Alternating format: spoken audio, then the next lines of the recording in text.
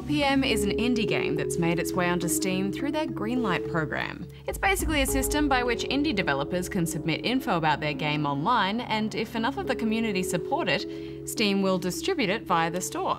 It's potentially a great avenue for indie games to get exposure, but I think if we've learned anything in the instance of this particular game, it's that a cool trailer does not a cool game make.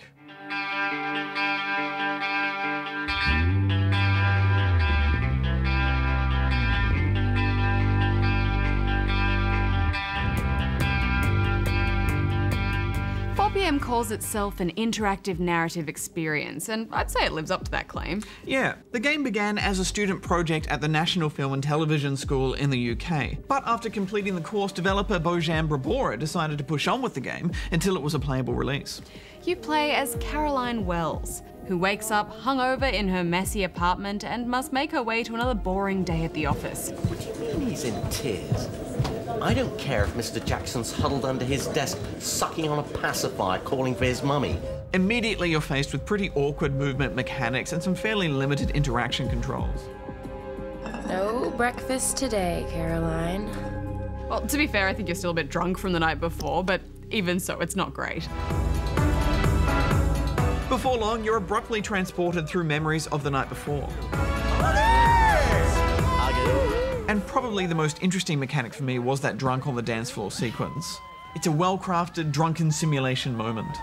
Damn, girl, you're looking good. Yeah, it actually does a great job of recreating that environment. Oh, girl, you can't wear that top of that skirt. Here, your objective is to dance, drink, Give me a drink. Lady, you're a mess. Seriously. and then try and make it to the bathroom before you vomit. Sweetheart, that's why we pay for these cards. I got excited about the vomit, of something actually happening, but then it wouldn't let me vomit on the bartender. Disappointing. Yeah, I thought my dance moves were so badass that I wish that remained an option for me to just bust out at various intervals throughout the game, but alas, it was not meant to be. Further progress through the game sees you trying to escape the boring office so that you can drink again. Hello again. How are you feeling?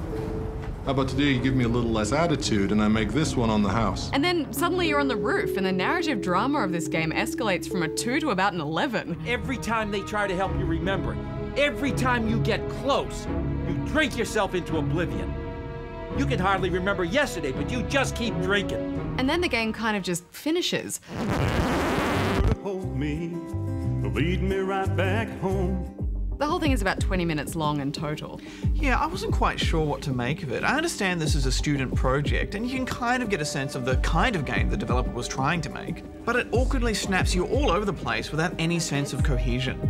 I do understand that this is a narrative device to tie in with the character's alcoholism, but the game is just way too short to deal with a story like that. Yeah, and look, props for the intention to create a game with a strong message and deal with some serious themes like alcohol abuse. But I agree, it just wasn't executed in a way that allowed those themes to have any impact whatsoever. It seems like this game is a short build-up to a series of choices you make at the end.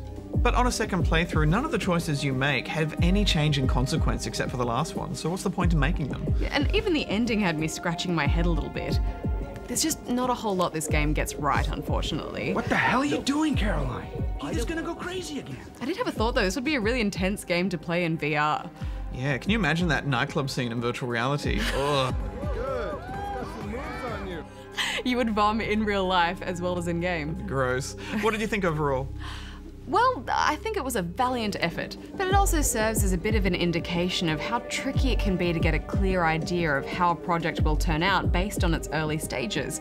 Scrolling through the comments on 4PM's pitch page prior to its release, you can see people making hopeful and optimistic comparisons to games like The Stanley Parable and Heavy Rain, but of course the end result is far from that.